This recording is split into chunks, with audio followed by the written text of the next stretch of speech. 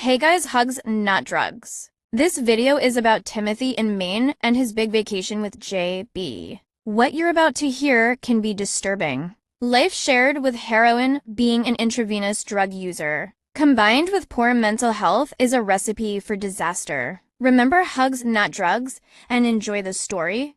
I love you guys. For reals.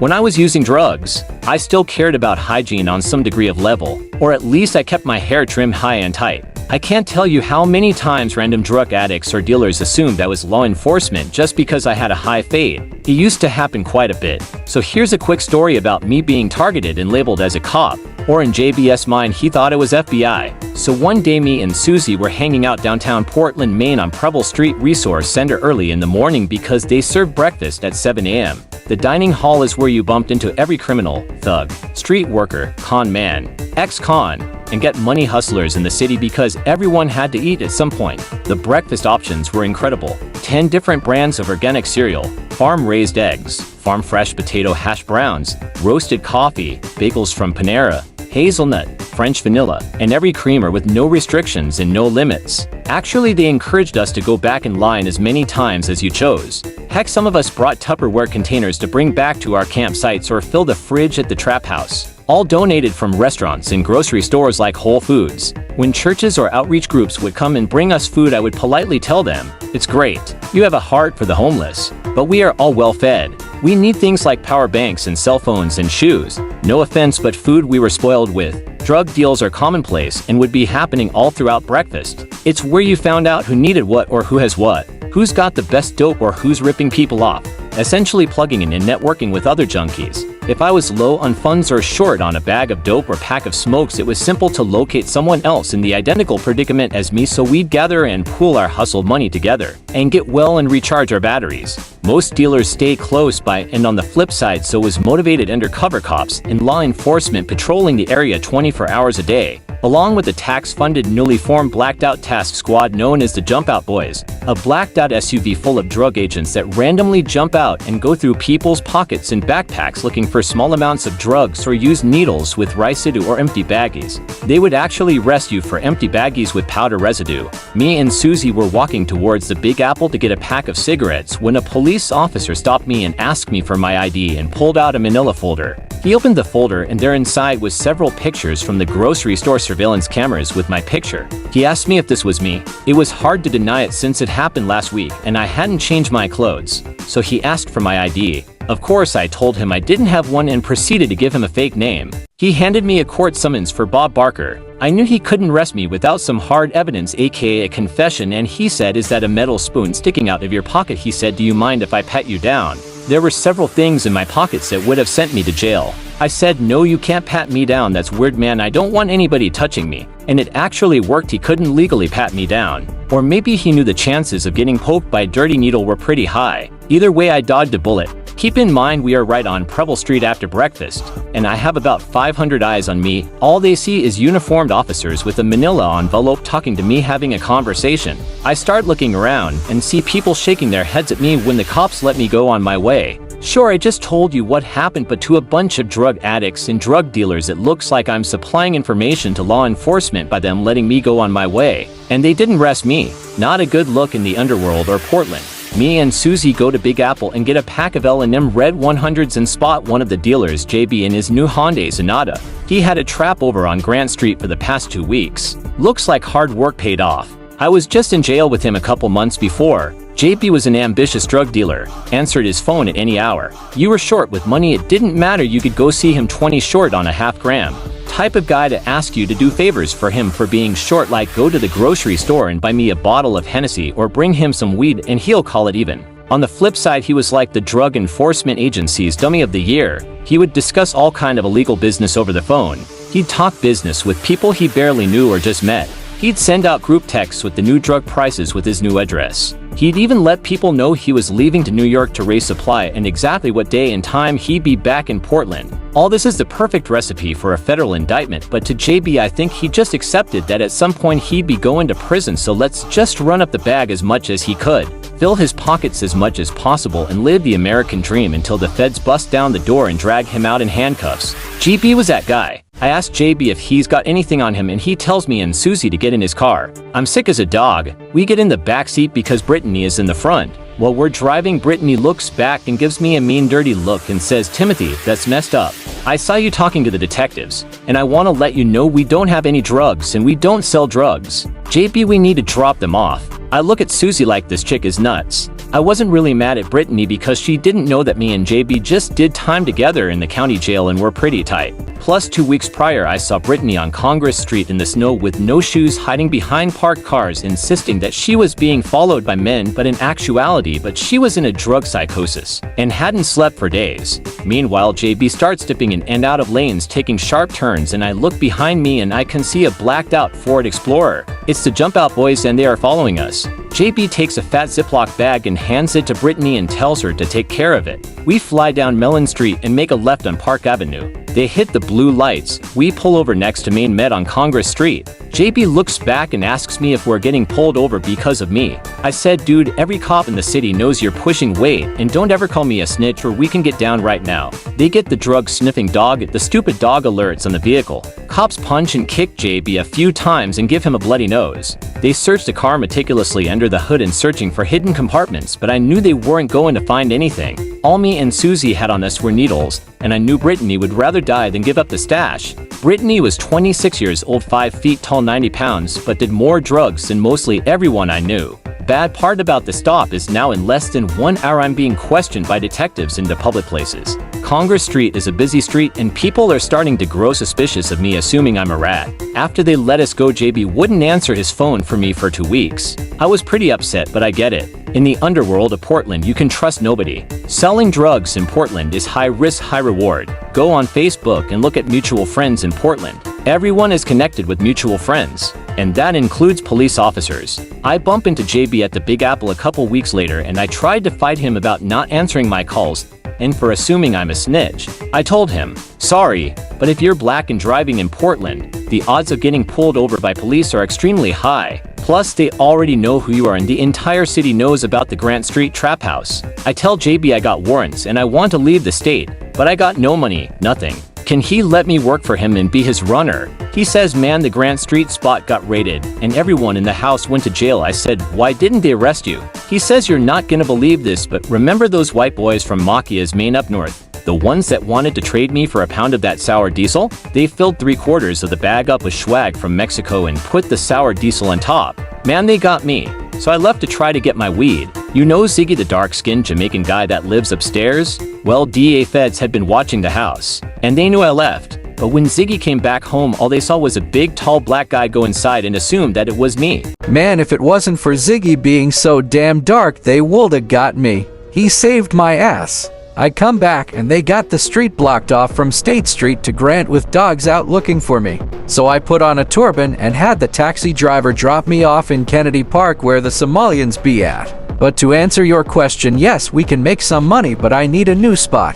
I didn't have much, but the one thing I did have was a bunch of junkie friends, and I knew for sure that if he gave Lance a couple baggies, then Lance would let him trap out of his apartment. So me and JB at this point were both going back to jail. Any other charges we pick up don't matter. They are gonna run everything concurrent. JB Lance. Lance JB. JB, I've known Lance since we were kids. If you need anything, just ask.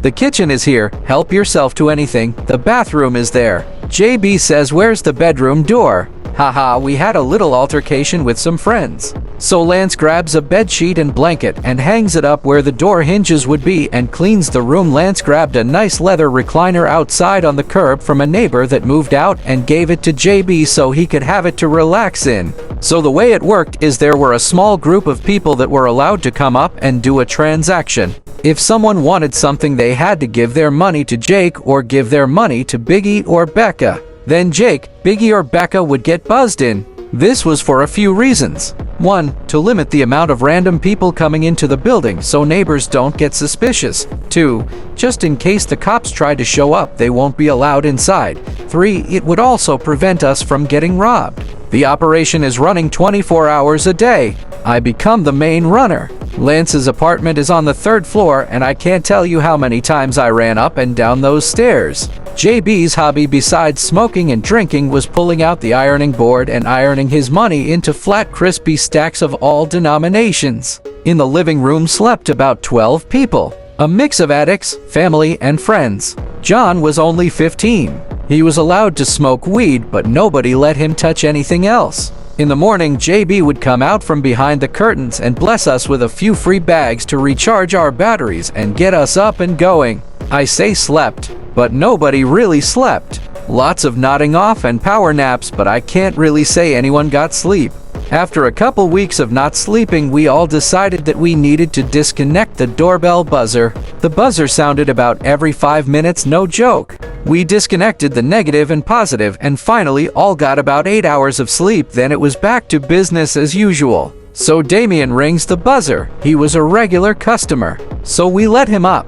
He comes in with a smile on his face and a gun in his hand. He walks in the bedroom and starts pistol whipping JB, not really saying anything except the N word and the B word. This is where we found out Lance was truly afraid of nothing and he nobody. Lance opens up in the front door and says, "Bro, this is my house. I don't know what's going on, but this is my house and you need to leave right now." Damien's beef was with JB, so he obeyed the commands of fearless Lance Blumenthal. About 15 minutes later, about 7 black guys show up with serious looks on their faces. All of them have one hand in their jacket pocket and one hand out. They get a description of Damien and jet out the front door. Apparently LO from Queens, who had a trap spot on the West End, was heated and mad that JB was taking all of his business, so he sent Damien over to Lance's house to send him a message. That was actually a dumb move by LO because the cops found out about the incident and paid some informants to set him up.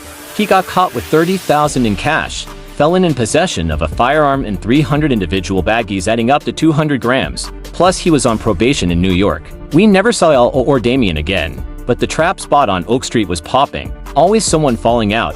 Paramedics narcoting people all the time. Rusty Swift, otherwise known as Swift to the cops. He's got a giant tattoo on his neck that says Swift. Cops hate him. He's done so much time in the county jail that every corrections officer knows him. The guards bring him extra magazines and deliver notes for him. Extra food trays. I've never seen someone get so much special treatment. But anyways, he comes over to Lance's and ends up falling out in the hallways. Cops and paramedics show up and the cops yell at Swift. They are used to narcoting people all the time. But when it came to Swift, and genuinely did not want to bring him back. Thought they'd be doing society a favor by letting him die. But they did end up saving his life. Swift's one of the biggest criminals in the city, but loyal as a dog. You ever do him a solid, he remembers it, and if he gives you his word, best believe he's not breaking his word. Real solid guy. But during this time, JB bringing in a boatload of money, but it's hard for him to spend it because he can't leave the house. Every cop in the city is waiting for him to slip up, and I ask him, "JB, do you have a goal when you're done, or what's the plan?" He says, "I'm glad you brought that up." He said, "I want to hit the dealership, but I ain't got no license." I said, "Bro, it's 2017. I can go on Facebook Marketplace and have any car delivered to Oak Street." He says, "Find me a 15-passenger Mercedes Sprinter van, the one with the leather seats and TVs that you can stand up in with tinted windows." So I start hitting people up asking them, is it still available? This Polish guy that owns a limo company sells his vans when they reach 100k miles. The deal I made with him was he'd let us keep his plates on for a month to give us time to register it. 6 million. JB comes out from behind the curtain and says, "Since y'all been working so hard, whoever wants to take a vacation, the bus is leaving in 1 hour." There was about 12 of us total, so nobody was excluded. JB put me in charge of driving and booking hotels since I was good with technology. First stop Walmart, a trip to remember. At the time, Walmart had the iPhone 6s for $299 on straight tall wireless. He bought everybody an iPhone except himself while he still had the 5. Lance is mechanically inclined and he took off the passenger door panel and made a secret hiding spot. Yes, it was a vacation, but JB wanted to pick up a nice size package in Rhode Island to bring back and sell in Maine. We drove down the Back Bay in Boston. The GPS got us lost and we got pulled over in some rich neighborhood with multi-million-dollar homes. Cop comes up to the window and asks for license and registration. JB had been smoking weed, so when I rolled down the window, clouds of white smoke polluted the atmosphere. So I start digging around knowing I have no license and registration when the most incredible miracle happens. The cop gets on his radio, leaps back in his patrol car and steps on the gas. Must have gotten an emergency call or something because he was gone. At least 10 of us had active warrants at the time, so we took that as a sign to get out of Boston ASAP. I got on my phone and booked us a $300 Airbnb in Philadelphia. We get to the Airbnb and JB tells us he got a new batch of heroin and he wants us to test it and perform a quality control check. We were used to doing this. JB was always getting new batches. Biggie tests it, but he puts way too much in the spoon, about 3/4 of a gram. I tell him it's fire and to do less and he says okay but only takes a few crumbs out, and he instantly goes out. Becca starts putting ice cubes in his shirt and we give him the nasal spray Narcan and the Narcan pen. It's not having any effect, so we pick up his 200-pound body and put him in the bathtub with cold water, but he's unresponsive. His breathing turns into rattling and he turned purple, then he turned blue. We tried everything to save him. At the time, dealers in Pennsylvania were getting murder charges for selling fentanyl that caused a fatality. I tell JB let's leave them, call 911 and let them know about the body. JB's afraid he's gonna go to prison for the rest of his life, so he says let's put him in the street and run him over. When the cops get there we will tell them it was a green light and he jumped in the middle of oncoming traffic. I think it's a stupid idea but JB's the one in charge and it's the plan he wants to stick with. We put Biggie's body in the van and go to the hospital and steal a wheelchair, then go down to Kensington. Kensington is where the homeless drug addicts hang out. We put Biggie's body in the wheelchair and wheeled it to the middle of the street. Becca had to be the one to do the hit because she was the only one with a valid license and no warrants. It's dark out and freezing cold. Becca circles around the block because it's a one-way street. Biggie's in the wheelchair and we see the big Sprinter van coming and Becca's driving way too fast. We just assumed she would hit him gently but don't know what was going through her head. As she's coming the wind is blowing hard and the wheelchair starts to roll to the left. I try to push it back in the middle, but she's getting too close, I have to back up. She hits him and the wheelchair hits a parked car and knocks the side mirror off the car. Biggie's body flies through the air and he lands directly in front of traffic in the other direction, almost causes another accident. This guy gets out and looks at Biggie laying there and can obviously tell he's not breathing. I thought he was gonna call the cops and try to help him but he just shakes his head, gets back into his car and drives off. A crowd starts to form and random people start running Biggie's pockets looking for money. They take off his watch and run away. JB tells us to all get in the van and leave. We all just stayed silent and continued our drive. Nobody ever talked about it. I think all of us were pretty emotional about Biggie. He was our friend, a drug addict, yes, but he was gone and we were sad. Becca used to date Biggie and her and Samantha ended up leaving us and catching a Greyhound back to Portland, so that left 9 of us. JP thought going to Atlantic City would help us alleviate some stress, so we went to the Borgata,